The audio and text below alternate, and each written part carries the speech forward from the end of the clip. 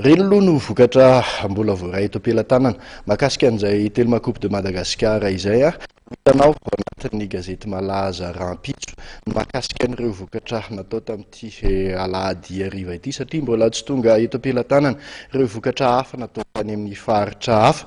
Eo amin'izay taranja baolina kitra izay hatrany dia mba hoentin'izy ireo miatrika ny fifaninana nasionaly amin'ity tompolalaovana 17 ity sy mba hoentina manatanteraka ny fanampim-pigoavana ibata ny anarana tompon-daka nasionaly amin'ity tompolalaovana 17 ity dia nahazo fitaovana vaovao sy raitra ny ekipany LGK Plus eto Analamanga.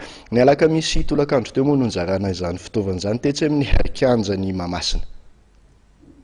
Fanamby napetraky ny mpitatana sy ny teknisianina ary ny mpilalao amin'ny ekipan'ny LGK Plus tamin'ny fanombohan'ny ity tompolalaovana ity ny andrombaka ny amboara rehetra amin'ny fifaninanana izay ataony. Efa nanomboka izany izy ireo tamin'ny andrombahany ny anarana mahatompon-dakana Analamanga taranja baolina kitra sokajy diviziona voalohany.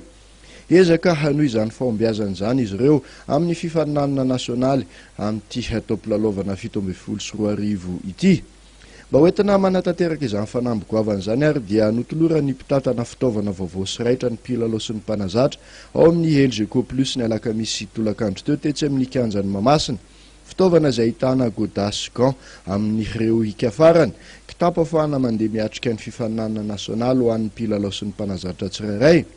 Eo ihany koa ny baolina maromaro sy fanamiana vaovao.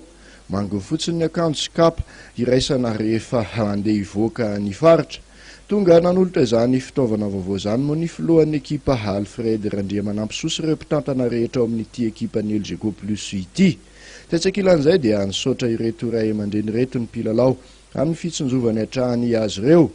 Nampanantena moa ny mpilalao rehetra fa ezaka anao izay tratry ny heriny hatratrarana izany tanjona goavana izany. Ho azy ireo dia ny anarana mahatompon-daka amin'ny Madagasikara no tena mahaliana azy. Na izany aza dia tsy hanao ambanin-javatra ny fiadinan'ny amboara izay efa azo ny indrony sesy ny LGK Plus.